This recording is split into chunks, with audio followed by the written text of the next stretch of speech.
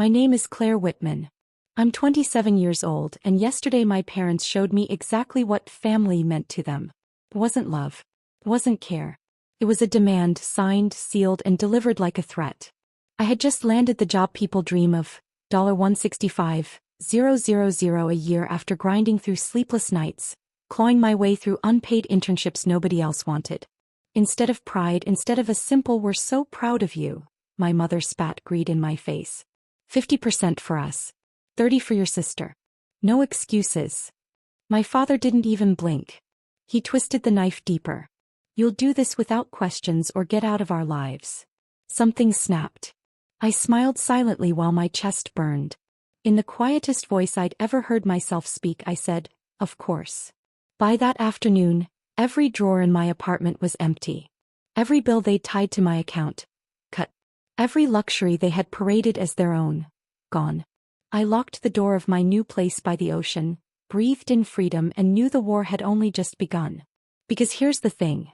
What happens when the family who tried to own you suddenly realizes you've disappeared from their lease? When the hands that fed them vanish overnight? The answer came sooner than I thought. The first call came at 6:07 a.m. My mother's voice was shrill, trembling with outrage. "Claire, the mortgage company just called. The payment bounced. You need to fix this right now." I sat on my balcony, coffee in hand, watching the sunrise melt gold over the water. I didn't answer. By noon, my father's name lit up my phone. Voicemail after voicemail, each one louder and angrier. "Do you think you can embarrass us like this? Your mother's having a breakdown. Your sister has modeling expenses. You owe us. We made you. Without us, you're nothing." But threats lose their power once you stop being afraid. That evening, my sister texted, sweet at first, then bitter when I ignored her. "You're selfish. Do you know how many sacrifices I made for you? You're going to regret this. Everyone already thinks you're a cold-hearted monster." Funny, isn't it? When I was paying their bills, funding their parties, and keeping their lights on, I was their golden daughter. The second I pulled the plug, I became the villain. But villains have something my family never understood: control. And I wasn't done. They had built their entire lives on my income, their friends, their reputation, their status. Every bit of it borrowed from me. One by one, those pillars were about to crumble. By the third day, the calls weren't just from my parents. The bank manager. The country club secretary. Even their church treasurer. Each voicemail sang the same melody. Embarrassment wrapped in urgency. "Mr. and Mrs. Whitman, your membership dues are 3 months overdue. The credit card tied to your daughter's account has been declined. Utilities will be shut off by Friday." I almost felt sorry for them. Almost. Because while my father once boasted at dinner parties, "Our Claire takes care of everything, she's the pride of this family," now those same people whispered about how quickly the Whitmans had fallen. My mother tried to spin it, her voice dripping with practiced charm. "Sweetheart, you know we only pushed you because we love you. Your sister's dreams matter too.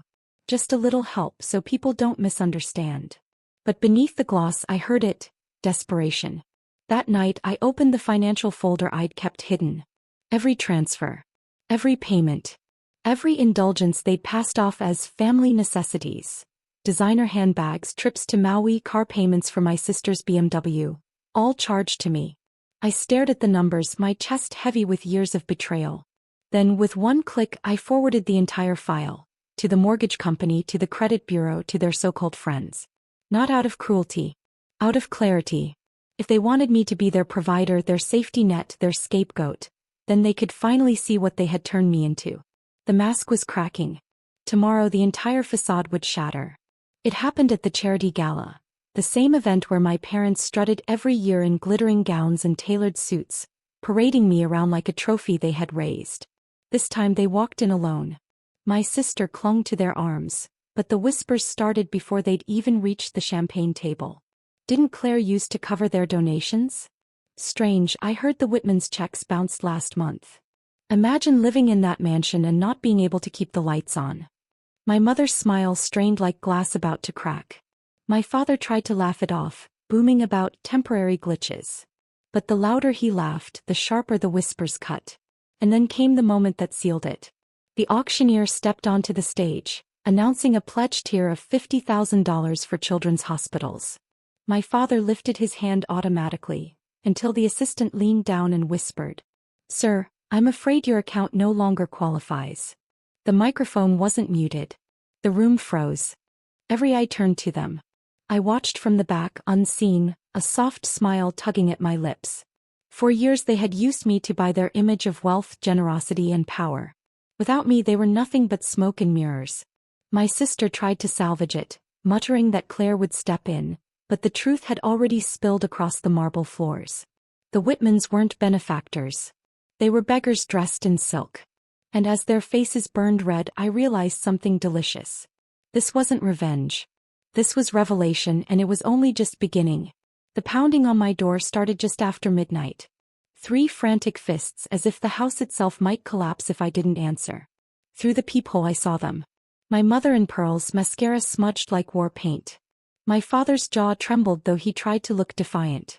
My sister stood behind them, arms crossed, eyes darting like she'd been dragged there against her will. "Claire," my mother cried, voice cracking. "Please, please open the door. You don't understand, we're losing everything." I stayed silent, letting the night stretch long. Then came my father's voice, lower, harsher. "You're our daughter. This is your duty. You don't get to abandon us. You owe us." That word, "oh." It was the same word he used when he drained my savings account in college to fix the roof. When Mom emptied my emergency fund to cover my sister's tuition after she dropped out for the 3rd time. When they told me promotions, exhaustion, my very life didn't matter, because family comes first. But only when it meant them. Finally I cracked the door, just enough for them to see my face in the golden light. "No," I whispered, calm as ice. "I don't owe you. You took everything I gave, buried me in debt that was never mine, and now you want more. I'm not your bank. I'm not your lifeline. I'm not your scapegoat." My mother's lips trembled. My father's fists clenched. Quietly I closed the door. The lock clicked. The silence that followed was louder than any scream. And in that silence I knew tomorrow they would crawl lower than they ever had before. And I was ready. By morning the headlines had already broken. Whitman's default on pledges. Local power couple exposed as fraud. Daughter distances herself amid scandal. I didn't leak anything. I didn't have to. When you build your empire on borrowed money and borrowed pride, the cracks eventually scream louder than the walls. At the office, colleagues stopped by my desk whispering, not about me but about them. "Did you see the news?" I always wondered how they managed those donations. "Claire, you must be humiliated." But I wasn't. For the first time in my life I felt weightless. By noon my phone lit up again.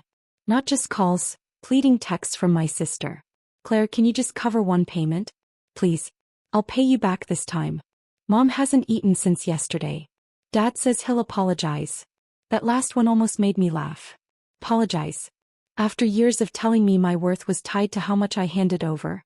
After demanding slices of my salary before I could even cash the check? I didn't respond.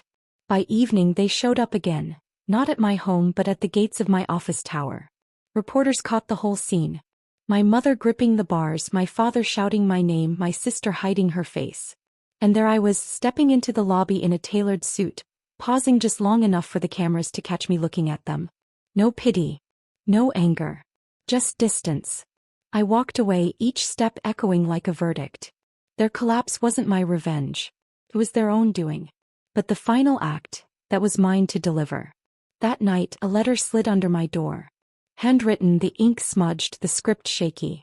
My father's voice trembled from the page. "Claire, we were wrong. We see it now. Please, just one chance. We have nothing left. No home, no credit, no dignity. Your mother can't sleep.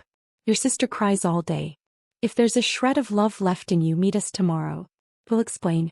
For a moment I stood frozen. Once upon a time I would have sprinted to them. I would have begged to make things right even while I bled. But those days were gone. So I went. Not to save them but to end it. We met at a cheap diner off the highway, far from the places they once flaunted. The smell of burnt coffee clung to the air. They sat in a cracked booth smaller than I'd ever seen them. My mother's pearls were gone. My father's jacket frayed at the cuffs. My sister's mascara streaked her cheeks. They looked ordinary. Almost human. "Claire," my mother whispered, voice stripped of venom. "Please. Just help us back on our feet. One loan. One deposit. We'll pay you back. I stirred my coffee slowly, the clink of the spoon slicing the silence. You used to laugh at me, I said softly. Called me weak. Called me worthless. And now you want me to carry you again. My father reached across the table, desperate. We'll do better this time. We'll change. I pulled my hand back. My voice came final. No. I've already paid more than anyone should. Their faces collapsed like paper castles in the rain. I stood, left a few bills for the coffee and walked out. Behind me, nothing.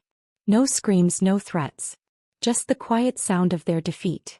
The ocean stretched wide outside my window, waves rolling steady and calm. My new home was quiet. No slammed doors. No demands. No voices slicing me open. Just silence, warm and alive. I thought about that diner. The way my mother's eyes begged, the way my father's pride cracked, the way my sister crumbled when the mirror of their own cruelty finally turned on them. They thought money made them untouchable. They thought I was the weak link, the one they could control, bleed dry. But the truth? The more they took, the stronger I became, until I had nothing left to give except myself. And that was enough. I poured my energy into what they never valued. My work, my peace, my chosen family. Friends who loved me not for what I handed over but for who I was. Late nights filled with laughter instead of shame. Mornings where the only expectation was coffee and sunlight. My parents and sister found a cramped rental on the edge of town. No more charity galas. No more designer gowns. No more headlines praising their philanthropy. People still whispered, but not about me. About how quickly the Whitman's empire had turned to dust. And I didn't gloat. I didn't burn for vengeance. My revenge was simpler. A life untouched by their shadows. As I closed the balcony doors, one final thought lingered, poetic, sharp, true. They demanded half of my world. In the end I gave them nothing. And nothing is exactly what they became.